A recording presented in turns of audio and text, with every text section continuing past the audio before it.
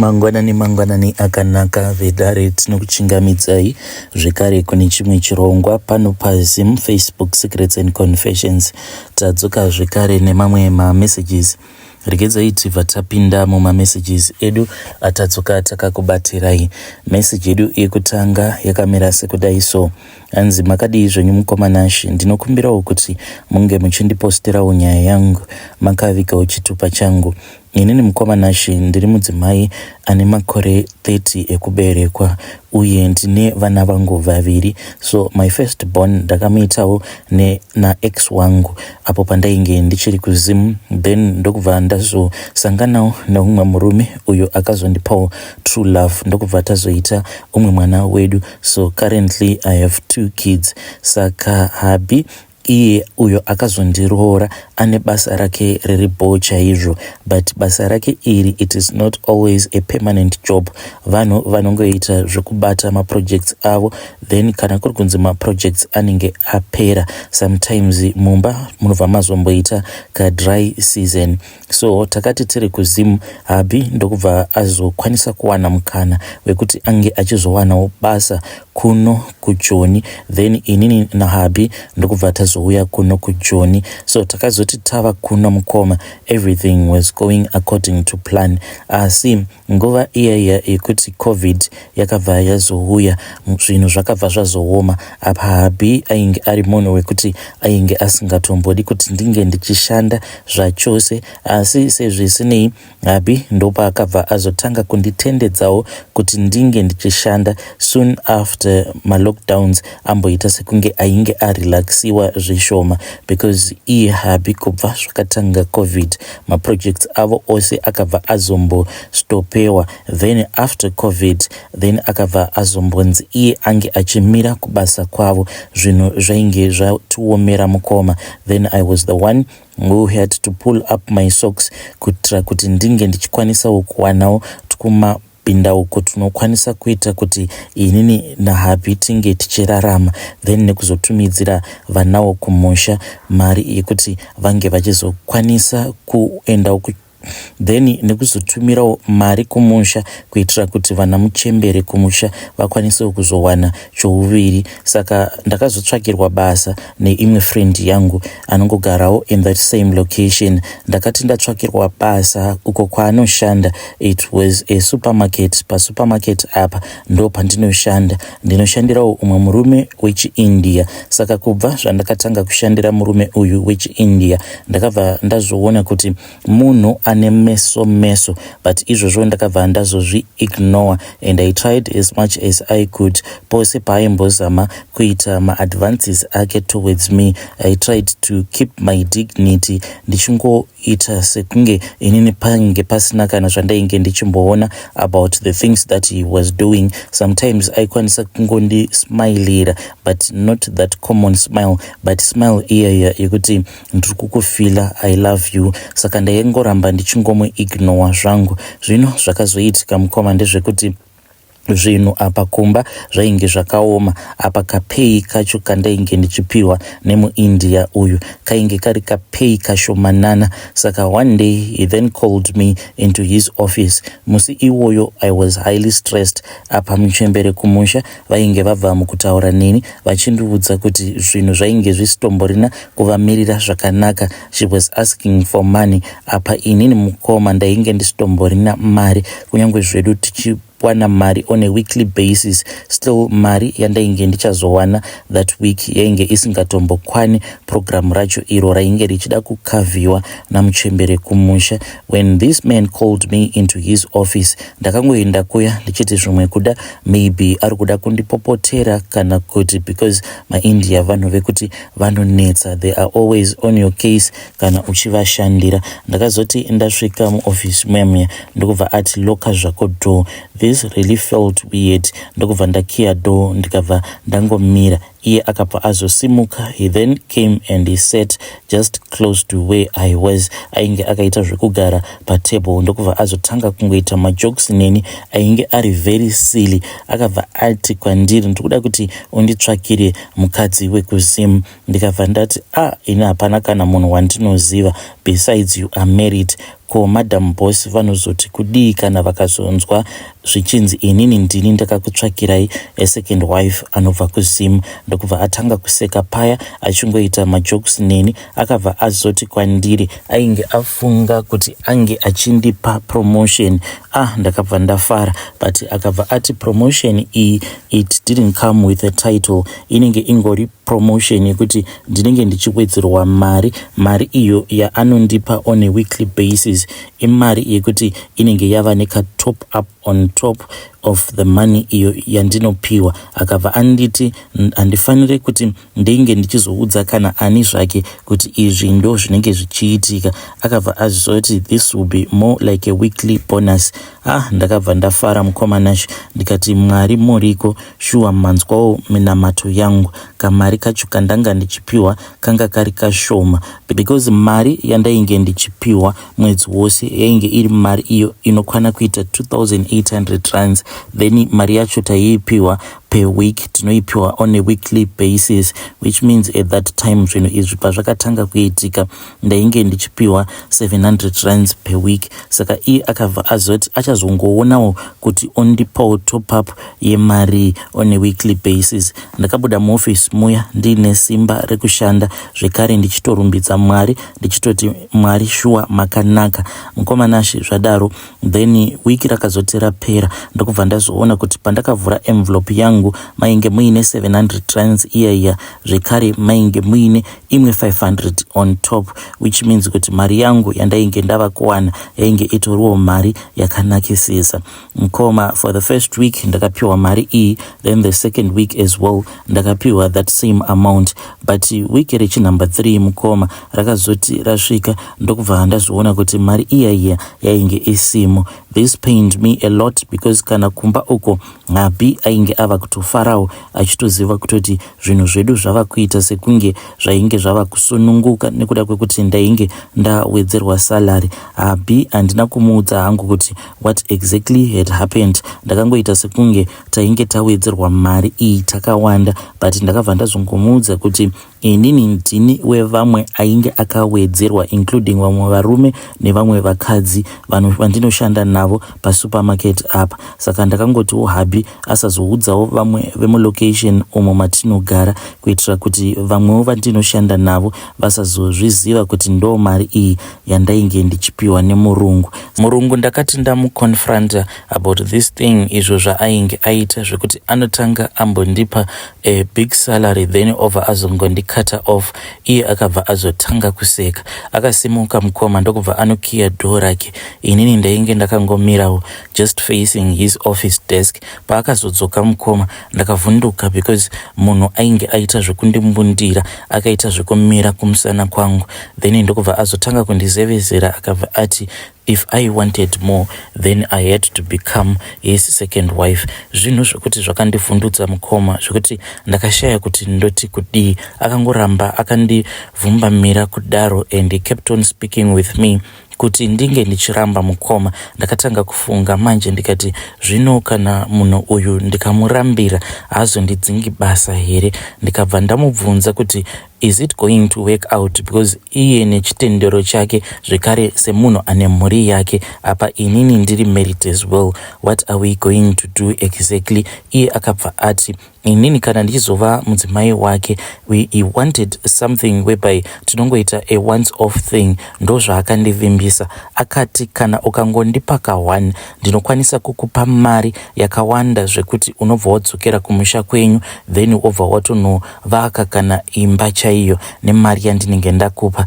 inenge iri mari yakawandisisa. Mukoma paakandiudza kuti aikwanisa kundipa mari yakawanda, iye ainge akandivimbisa mari at least inenge ichisvika kuma70 ndiyo yaakandivimbisa the first time patakatanga kuronga nawo idzi. Iye akabva ati kana ukangondipa ka1 I can give you 70 obva waenda kumusha. Ndakacalculata mukoma ndikaona kuti mari iyoyo haisi mari yekuti unongokaruka wangosangana nayo kana kuinhonga. Vanhu vanotoshanda makore nemakore kuti vange vachizokwanisa kuibata mari iyoyo. Saka ndakabva ndangozviudza kuti panapa regedzai ndingoriska, then ndobva ndangorara naye ka1, ende murume wangu hapana paanozombosuspecta kuti this is what happened. Kana ndikagara ndawana mari iyoyo, then nemurume wangu tobva tadzokera kumusha, murume obva azotanga kuita maprojects ake tiriko kumusha, upenyu hwedu huchitoenderera kumberi. Saka ndakabva ndazobvuma mukoma, akabva azonditi ndinge ndichitanga ndambonozvigeza mbichana, then ndakabva ndamhanya kubath, ndikabva ndanozvigeza ndokubva ndazodzoka zvekare muoffice make. Ndakabva ndaita sekunge ndainge ndichingoklina muoffice make, ini naye ndokubva tazosangana. The first day ratakatanga kusangana mukoma tainge tichishandisa dziviriro, asi mukoma haana kundipa mari iyo yaakandipa. Chaakangoita ndechekuti on top of that 500 akabva azoti iye ainge achizondiwedzera imwe 300 pamusoro. Saka mari yandinowana mukoma ndini ndinotowana mari yakatowandisisa kutodarikidza mamwe madrivers vamwe vatinoshanda navo, because he keeps on topping up pakamari ako kaanondipa. Pese apa mukoma ainge achingosangana neni, ende ainge achingosangana neni achishandisa dziviriro, ende haasangane neni like always. Pamwedzi anokwanisa kungosangana neni ka1, sometimes haatombosangane neni zvachose. Zvinhu izvi kubva pazvakatanga kuitika mukoma, ndingangoti maybe inini naye tasangana almost 15 times kubva pazvakatanga kuitika. Saka chazoita kuti ndinge ndichizouyawo pano padare renyu mukoma ndechekuti makore ati one day zvinhu izvi zvichingoitika, yet mari iyo yaainge akandivimbisa haana kana kuzombondipa mari yacho iyoyo. Zvaakangoita ndizvozvo zvekuti ava kundipa mari yakawanda kudarikidza vamwe vanhu vatinoshanda navo, in which mari yacho inouya half. Apa semunhu wekuti ndinenge ndakawandirwawo nemaprogram, mari yacho inongouya kwandiri yobva yangodarikira. Saka ndauyawo pano kuti ndinge ndichizotsvaka advice kubvawo kune vedare renyu kuti ndozvifambisa sei, ndoramba ndichingomudheita here munhu uyu kana kuti ndongosiyana naye, because I am now confused. Iye ainge akati anongondipa mari yacho ka1 yakaungana iri 70 kudaro, but iye right now ava kutoti no, mari yako ndichazokupa because handichadi kuti unge uchienda kumusha, because kana ukagara waenda kumusha ndinobva ndazokusuwa. He keeps on promising me a lot of promises in which I don't think kuti mapromises acho achazombobudirira inini. Is this out of love mukoma, kana kuti maybe ndiri kutongoshandiswa hangu? Recently chakazoitika icho chakazondirwadza mukoma ndechekuti uyu murume zvaakazoita one day takati tiri pakati pekuita bonde, I then found out kuti ndainge ndanyanyisa kunyorova kusikarudzi kwangu uku mushure mekunge apedza kuita bonde neni. Ndo pandakabva ndazofind out kuti ainge asitomborina kutomboshandisa protection at all.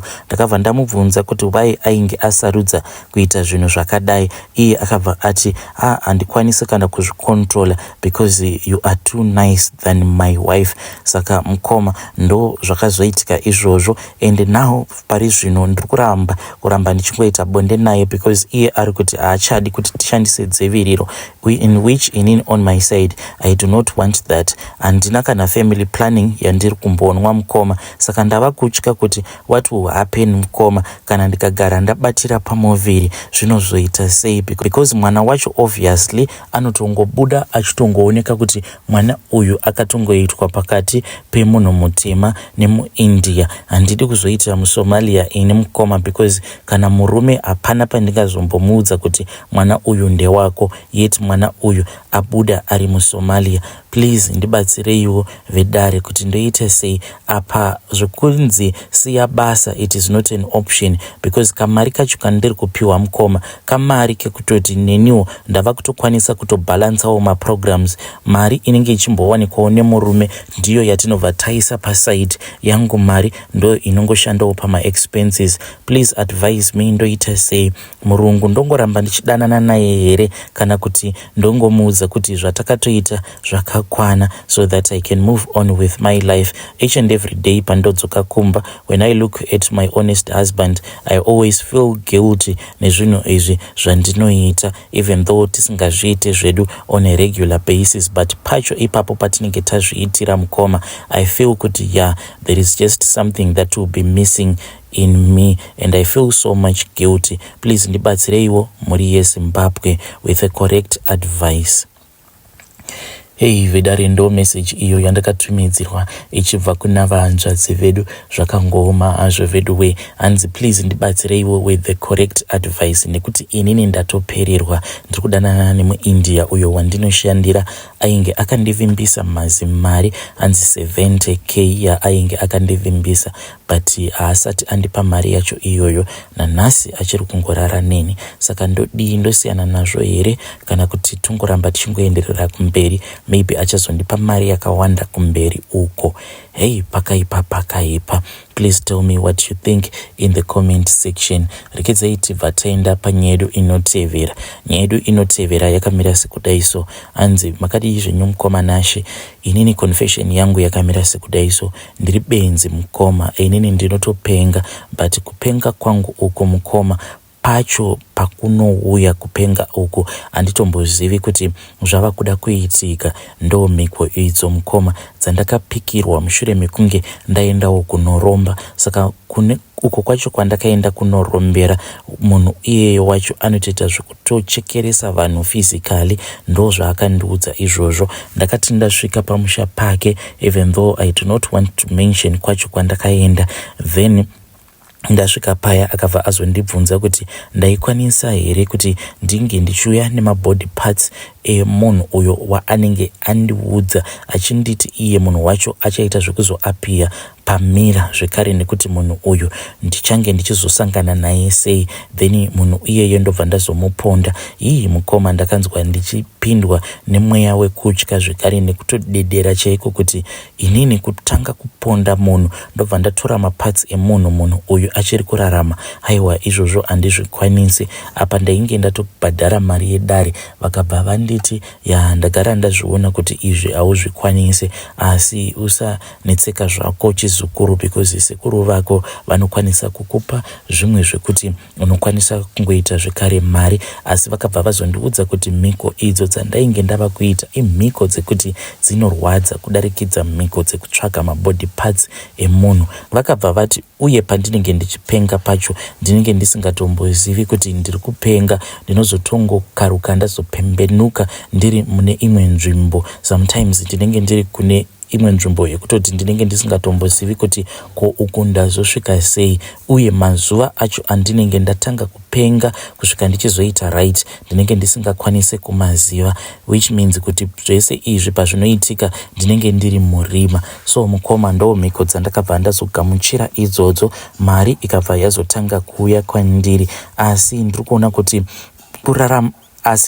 kuti kurarama kwacho kurarama kune pain mukati, because sometimes mukoma ndinokwanisa kungoti ndichitodriver kana motikari yangu ndiri muHarare, then I'll just feel kuti let me park by the side of the road. Pandinongopaka mukoma, then ndinobva ndazotongopepuka. Dzimwe nguva ndinenge ndatova kana kuBulawayo, which means ndinenge ndafamba netsoka kubva kuHarare kunosvika kuBulawayo. Dzimwe nguva mukoma pandinozoti pembenu pfungwa dzangu padzinozotanga kuita right, ndo pandinobva ndazotofind out kuti gore rinenge ratopera, like pandinozotanga kurangarira kuti pandakaita blackout, when was it? Pandinotarisa madates ndinobva ndatoona kutoti kana gore rose rinenge ratopera ndichitopenga mukoma, ende maassets angu ose mukoma anongodzoka kwandiri.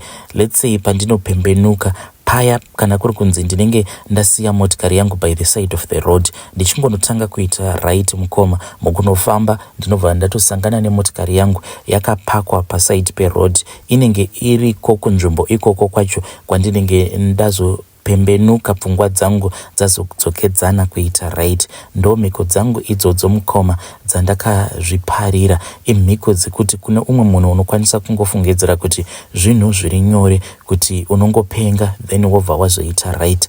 But what if one day mukunopenga kuya ndobva ndazotadza kuita right, then what will happen ipapo mukoma? Ende chinondinetsa ndechekuti pose pandinenge ndichipenga handina kana chandinombokwanisa kurangarira, and I just wish kuti dai ndikangokwanisawo kungorangarira kana kuti ndikwanisewo kurarama in the moment pacho pandinenge ndichipenga, ndikwanisewo kuziva kuti izvi ndo zvandaita. What if ndikazodzokera kuhama dzangu ndobva ndazonoreurura mukunopenga kwangu ikoko, ndobva ndareurura kuti izvi ndo zvandakaita, ndakaenda kunoromba mukoma. Izvi zvekuromba to someone anenge asati ambozviita zvinoita sekunge zvinhu zviri easy, but hausi upenyu unonakidza, upenyu unorwadza. Just like in my case, handina mhuri, handina vana, handina mukadzi. Even though pandinozoita right, I might seem as if I'll be driving a very nice car, but itori motikari yemushonga, because hakuna motikari iri normal inokuteverera kwose kwaunenge waenda. Inenge ichimbodrivwa naniko like ipapo kana kuri kunzi ndinenge ndaisiya muHarare ndobva ndazopepuka ndava kuBulawayo. Pese apa mukoma pandinenge ndichipenga motikari iyi inenge ichidrivwa nani, which means motikari iyi it is more like magic. Yambiro yangu mukoma kune vechidiki ndiye kuti please dzidzai, endai kuzvikoro, shandai, then kana mazoshanda izvozvo zvamunenge mapiwa naMwari, try to make use of that. Musazokambira dzimwe mari dzamunongopromiswa muchinzi mari iyi inongoappear out of nowhere, because mari iyoyo inototi inge ichiuya nemhiko dzayo, ende mhiko dzacho dzimwe dzacho dzinorwadza semhiko idzi dzandinorarama ndiri madziri. Hey vedare, ndo message iyo yandakatumidzirwa ichibva kuna mukoma vedu. Zvakangooma hazvo vedu we. Just imagine a lifestyle yekuti unoti uchifamba zvako obva watotanga kutopenga, the next thing obva wazotongokaruka wava kana kuBait Bridge uko apa. Iwewe the last time that you remember wainge uri kana mumasvingo zvako wakarelaxa, which means kuti gore rose unenge uri muhighway uchingofamba uchienda kwaunenge uchienda. Hey, pakaipa. Let us talk about this issue in the comment section.